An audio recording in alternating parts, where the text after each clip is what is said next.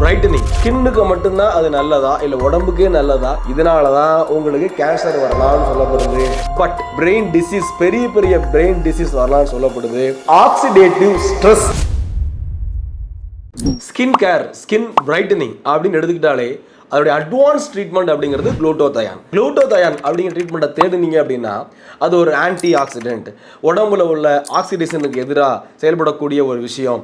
இது பயங்கரமான ஒரு கலரை கொடுக்கும், உங்களுடைய மெலனின் அப்படின்னு நிறைய போகும். பட் இது ரொம்ப சிம்பிளாக இது என்ன செய்யுது, உடம்புல ஆன்டி ஆக்சிடென்ட் அப்படிங்கிற விஷயம் எவ்வளோ இம்பார்ட்டன்ட், ஸ்கின்னுக்கு மட்டும்தான் அது நல்லதா இல்லை உடம்புக்கே நல்லதா, இல்லை இதுக்கு பின்னாடி உள்ள சயின்டிஃபிக்கல் ரீசன்ஸ் என்னங்கிறத இந்த வீடியோவில் தெளிவாக நம்ம பார்க்க போகிறேன். Before that, who I am, நான் சந்துரு, சுகிரா ஹேர் அண்ட் ஸ்கின்னுடைய மேனேஜிங் டைரக்டர். ஒரு மாதத்துக்கு மேலே ஆன்லைனில் உட்காந்து எடுத்து பெரட்டி ரிசர்ச் பேப்பரை நான் பார்த்த சில உண்மைகளை உங்களுக்கு உடனே சொல்கிறேன். கொஞ்சம் முழுமையாக அந்த வீடியோ பாருங்கள், ரொம்ப யூஸ்ஃபுல்லாக இருக்க போகுது. நம்ம உடம்புல உள்ள மிகப்பெரிய ஆர்கன் அப்படின்னு கேட்டால் நீங்கள் என்ன சொல்லுவீங்க? நுரையீரல், வயிறு, சும்மா தான் சொல்லலாம். பட் உண்மை என்ன அப்படின்னா நம்ம உடம்புல உள்ள மிகப்பெரிய ஆர்கன் வந்து நம்மளுடைய தோல், நம்மளுடைய ஸ்கின்னு தான். பட் இந்த ஸ்கின்னை நம்ம ஸ்கின்னு மேலோட்டமாக பார்க்காம கொஞ்சம் உடச்சி பார்க்க வேண்டியது இருக்குது. அது எக்ஸாம்பிளுக்கு என் கண்ணை எடுத்துக்கலாம். இப்போ என் கண்ணுன்னு வச்சுக்கோங்களேன். என் கண்ணை அதுக்குள்ளே கெமிக்கலாக பார்த்தீங்க அப்படின்னா அது உள்ள ஏகப்பட்ட செல்கள் இருக்கும். செல்லுக்குள்ளே மாலிகுல் இருக்கும், மாலிகுலுக்குள்ளே ஆட்டம்ஸ் இருக்கும். அப்போது ஒரு அணு தான் உங்களுக்கு வந்து உங்கள் கண்ணாக வடிவமையுது. அதே மாதிரி உங்கள் ஸ்கின்னில் உள்ள அணு தான் ஒரு ஸ்கின்னாக வடிவமைச்சு இருக்குது. அணுக்கள் ப்ராப்பராக இருக்குது, அதனுடைய ஃபங்க்ஷனில் எந்த டிஸ்டர்பன்ஸும் இல்லை அப்படின்னா உங்களுக்கு ஸ்கின்னும் சரி, உங்கள் உடம்புல ஆர்கன், எக்ஸாம்பிள் என் கண்ணு மாதிரி, என் கண்ணும் சரி ப்ராப்பராக வேலை செய்யும், ஃப்ரெஷ்ஷாக இருக்கும். அந்த அணுவில் ஏதாவது டிஸ்டர்பன்ஸ் ஆயிடுச்சு அப்படின்னா ஏகப்பட்ட பிரச்சனை வர்றதுக்கு வாய்ப்புகள் இருக்குது. ஏன்னா உங்கள் அணு தான் மாலிகுலாக மாறுது, அந்த மாலிகுல் செல்லாக மாறுது, செல் ஒரு ஆர்கனாக மாறி நிற்கிது. இப்போ இந்த அணு அளவில் இருக்கக்கூடிய பிரச்சனை தான் ஆக்சிடேஷன் அப்படிங்கிற விஷயம். இந்த ஆக்சிடேஷனை என்னன்னு நீங்கள் முழுசாக புரிஞ்சுக்கிட்டீங்கன்னா குளுக்கோதயான்னா என்ன, பட் நம்ம அந்த குளுக்கோதயானை கண்டிப்பாக யூஸ் பண்ணுமா இல்லை ஃபுட்டில் எடுத்துக்க முடியுமாங்கிறதையும் நீங்கள் தெளிவாக தெரிஞ்சுக்க முடியும். இப்போ ஒரு ஆட்டம் இருக்குது சரிங்களா, அந்த ஆட்டத்தை எக்ஸாம்பிளுக்கு நீங்கள் எப்படி இமேஜின் பண்ணிக்கலாம்னா ஒரு அணு வந்து தன்னுடைய சென்டர் பாயிண்டில் நியூக்ளியஸ் அப்படின்னு ஒன்று வச்சுருக்கோம், சுற்றி வந்து எலக்ட்ரான் சுற்றிக்கிட்டு இருக்கும். ஓகே, ஒரு எக்ஸாம்பிளுக்கு 10 எலக்ட்ரான் இருக்குது. ஃபஸ்ட்டு ஆர்பிட்டில் 2 எலக்ட்ரான் இருக்குது, செகண்ட் ஆர்பிட்டில் 8 எலக்ட்ரான் இருக்குது. அந்த 8 எலக்ட்ரானுமே 2 எலக்ட்ரானாக பேராக இருக்குன்னு திங்க் பண்ணிக்கோங்க. இப்படி இருக்குன்னா இது ஒரு ஸ்டேபிள் ஆட்டோம் அப்படின்னு சொல்லலாம். இந்த அணு வந்து நிலையான ஒரு ஆட்டம். இது வந்து தன்னுடைய வேலையை ப்ராப்பராக பண்ணிகிட்டு இருக்கும், பிரச்சனை கிடையாது. ஒரு வேலை நான் சொன்னேன் இல்லைங்களா, 2வது ஆர்பிட்டில் 8 எலக்ட்ரான் இருக்குது, பேராக இருக்குது. அப்போ அந்த பேர் வந்து 4 பேர் இருக்குது. இந்த 4 பேரில் ஒரு பேரில் ஏதோ ஒரு பிரச்சனையால் உங்களுடைய ஸ்ட்ரெஸ்ஸான வாழ்க்கை நடைமுறையாக இருக்கலாம், இல்லைனா பொல்யூஷனாக இருக்கலாம், தூக்கமின்மையாக இருக்கலாம், உங்கள் ஃபுட்டு பிரச்சனையாக இருக்கலாம், இல்லை ஏதோ ஒரு பிரச்சனையால் இப்போ என்ன ஆகுது அப்படின்னா இந்த 8 பேரில் ஒரு பேரில் உள்ள ஒரு எலக்ட்ரான் அங்கேருந்து வெளியே வருது. அந்த 4 பேரில் 8 எலக்ட்ரான் இருக்குது இல்லைங்களா, அந்த 8 எலக்ட்ரானில் ஒரு எலக்ட்ரான் வெளியே போனதுனால இப்போ 7 இருக்குது, ஒரு பேர் இல்லாமல் ஒரு எலக்ட்ரான் தவிச்சிக்கிட்டு இருக்கு. இப்போ அந்த அணு தான் பண்ணக்கூடிய ப்ராப்பர் ஒர்க்கை பண்ண முடியாமல் ஒரு எலக்ட்ரானுக்காக தத்தடிச்சுக்கிட்டு இருக்கும். இதுக்கு பேர் தான் அன்ஸ்டேபிள் எலக்ட்ரான்.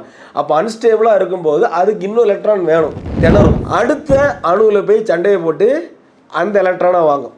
அப்போ அடுத்த ஒரு அணு பாதிக்கப்படுது, அந்த அணு அடுத்த எலக்ட்ரானை சண்டையை போட்டு அடுத்த அணுவை வாங்கும். இது சீக்வன்ஸாக போய்கிட்டே இருக்கும். இப்படி போகிறதுனால உங்கள் உடம்புல ஆக்சிடேட்டிவ் ஸ்ட்ரெஸ் அப்படின்னு ஒரு விஷயம் உண்டாகுது. இதனால தான் உங்களுக்கு கேன்சர் வரலாம்னு சொல்லப்படுது, பிரெயின் டிசீஸ், பெரிய பெரிய பிரெயின் டிசீஸ் வரலாம்னு சொல்லப்படுது. அதே மாதிரி நம்ம பேசிகிட்டு இருக்கிற விஷயம் என்ன, ஸ்கின்னை பற்றி. ஸ்கின் வந்து சீக்கிரமாக சுருங்கிறது, ஏஜ்டாக தெரியுதுன்னா அதுவும் ஆக்சிடேட்டிவ் ஸ்ட்ரெஸ்ஸோட மிகப்பெரிய காரணமாக இருக்கலாம். சரி சார், இப்போ இதுதான் உங்கள் உடம்புல உள்ள மிகப்பெரிய பிரச்சனை உங்களுக்கு புரிஞ்சிருக்கும். ஸ்ட்ரெஸ் ஆனால், நீங்கள் சரியாக தூங்கலைன்னா, ஃபுட்டு ப்ராப்பராக எடுக்கலைன்னா உங்கள் ஸ்கின்னு டேமேஜ் ஆகுது, சுருங்குது. ஸ்கின் மட்டும் டேமேஜ் ஆகல, சுருங்கலை, உங்களுக்கு ஹார்ட் டிசீஸ் வரலாம், பிரெயின் இஷ்யூ வரலாம், கேன்சர் வரலாம், நிறைய சொல்கிறாங்க. அப்போ இதையெல்லாம் எதிர்த்து உங்கள் உடம்பே தயாரிக்கிற ஒரு பொருள் என்னென்னா ஆன்டி ஆக்சிடென்ட் ப்ராப்பர்ட்டி உள்ள சில கெமிக்கல்ஸ் இருக்குது. அந்த கெமிக்கலில் ஒரு கெமிக்கல் தான் குளுட்டோதயான் புரிஞ்சிருக்கும். குளுட்டோதயான் என்ன பண்ணுது அப்படின்னு. சார் அப்போ குளுட்டோதயான் ஆன்டி ஆக்சிடென்ட் அப்படின்னா இது என்ன பண்ணும்? இப்போ ஒரு அணு வந்து அவுட்டர் மோஸ்ட் ஆர்பிட்ல 8 எலக்ட்ரான் இருக்கு, அதில் 4 பேர் இருக்கு. ஒரு எலக்ட்ரான் வெளியே போயிட்டு ஸ்ட்ரெஸ்னால ஏதோ ஒரு காரணத்தினால அது தத்தளிச்சிட்டு இருக்கக்கூடிய உங்கள் சொந்த அணுவுக்கு ஒரு எலக்ட்ரானை தானமாக வழங்க போது இந்த ஆன்டி ஆக்சிடென்ட். இது என்னாகும்? இந்த ஆன்டி ஆக்சிடென்ட் மிகப்பெரிய பிரச்சனையை தானம் வழங்குவதன் மூலமாக இது சால்வ் பண்ணுது. இவ்வளோதான். அப்போ குளுட்டோதயான் அப்படிங்கிற விஷயம் என்ன பண்ணுது அப்படின்னா ஆன்டி ஆக்சிடென்ட்டாக ஒர்க் பண்ணுது. அதாவது தாங்கிட்ட உள்ள ஒரு எலக்ட்ரானை உங்கள் உடம்பு உள்ள பிரச்சனையை சரி பண்ணுறதுக்கு கொடுக்குது. இது சூப்பர். இது குளுட்டோதயான் மட்டும்தான் பண்ணுதா? குளுட்டோதயான் என்னங்கிறத நம்ம டீட்டெயிலாக பார்க்கலாம். அதுக்கு முன்னாடி குளுட்டோதயான் மட்டும்தான் அதை பண்ணுதா அப்படின்னா கிடையவே கிடையாது. சில சத்து பொருளும் இருக்குது. விட்டமின் இ, விட்டமின் சி, அதுக்கப்புறம் செலினியம், ஜிங்க் அப்படின்னு ஏகப்பட்ட சத்து பொருள் இருக்குது. இந்த சத்து பொருளுமே உங்களுக்கு ஆன்டி ஆக்சிடென்ட்டாக வேற லெவலில் ஒர்க் அவுட் ஆகுன்னு சொல்லப்படுது. அப்போனா குளுட்டோதயான் அப்படிங்கிற விஷயத்தை யோசிக்கிறது முன்னாடி ஃபுட்டு மூலமாக கொஞ்சம் கொஞ்சமாக நீங்கள் சரி பண்ணிக்க ட்ரை பண்ணணும் உங்கள் உடம்பை. என்ன ஃபுட்லாம் இருக்குது ஒவ்வொன்றா பிரிக்கிற பாருங்க. பெரிஸ்ன்னு கேள்விப்பட்டிருப்பீங்க. பிளாக்பெரி, ப்ளூபெரி, இதெல்லாம் பார்த்தீங்க அப்படின்னா பயங்கரமான ஆன்டி ஆக்சிடென்ட்ஸ், வேற லெவல் ப்ராப்பர்ட்டி இருக்குது. இது ஒன்று. ரெண்டாவது கீரை. வாழும் சித்தர்னு சும்மா சொல்லிட்டு போயிருக்காங்க கீரையை. ஸோ அந்தளவு கீரையில் ஆன்டி ஆக்சிடென்ட் ப்ராப்பர்ட்டி இருக்குது. மூணாவது டர்மரிக். இதுலேயும் சூப்பரான ஆன்டி ஆக்சிடென்ட் ப்ராப்பர்ட்டி இருக்குது. நீங்கள் நார்மலாகவே எடுத்துக்கலாம், நம்ம சாப்பாடில் சேர்ப்பாங்க. அப்புறம் இஞ்சி.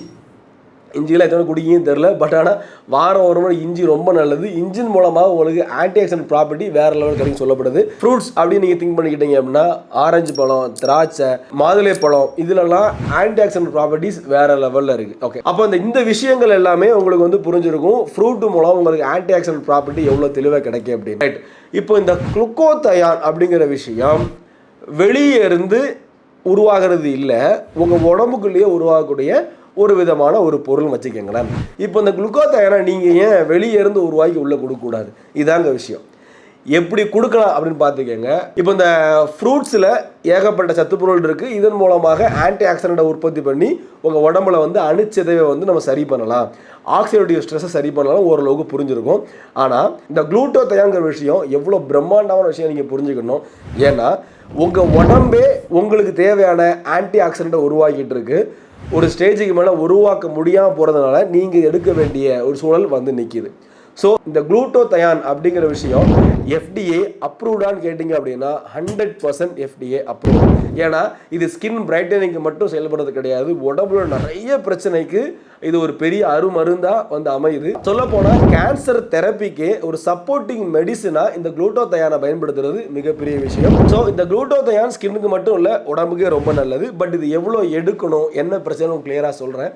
நான் ஸ்டடி பண்ண வரைக்கும் ஒரு சிட்டிங், அதாவது ஒரு மந்த்துக்கு நீங்கள் ஒரு 600 இருந்து 1100 mg வரைக்கும் நீங்கள் உங்கள் உடம்புல வந்து குளுட்டோதயானை வெளியே இருந்து நீங்கள் எடுத்துக்கலாம்.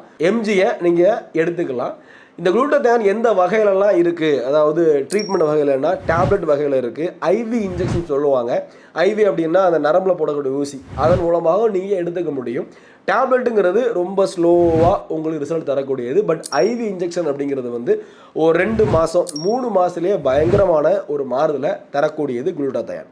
ஓகே, பட் இந்த குளுட்டோதயான் ஆன்டி ஆக்சிடென்ட் தானே, எப்படி பிரைட்டனிங் கொடுக்குது? அடுத்த கேள்வி வந்துட்டு பாருங்க. இந்த வீடியோவில் குளுட்டோதயான் பற்றி தான் பார்க்க ஆரம்பித்தோம். பட் என்ன அப்படின்னா டைரெக்டாக குளுட்டோதயான் மட்டும்தான் மருந்து, மற்றபடி சாப்பாடுலாம் கிடையாதுங்கிற ஒரு குழப்பம் இருந்துச்சு. பட் நாம் இதுக்கு ஆன்டி ஆக்சிடென்ட்டுக்கு சாப்பாடும் இருக்குது, அதை நீங்கள் ப்ராப்பராக எடுத்துக்க முடியுங்கிறத தெளிவாக சொல்லியிருக்கோம். ஸோ நெக்ஸ்ட் வீடியோவில் தெளிவாக குளுட்டோதயான் என்ன, அதை எப்படி ஆன்டி ஆக்சிடென்ட் ப்ராப்பர்ட்டியை வச்சுருக்கு, அதுபோக எப்படி ஸ்கின் பிரைட்டனிங் தருது, எல்லாத்தையுமே பார்க்கலாம். இந்த வீடியோ பிடிச்சிருக்கு நம்புகிறேன். டவுட் இருந்தால் கீழே கமெண்ட் பண்ணுங்கள், உங்கள் ஃப்ரெண்ட்ஸ் ஷேர் பண்ணுங்கள். தேங்க்யூ.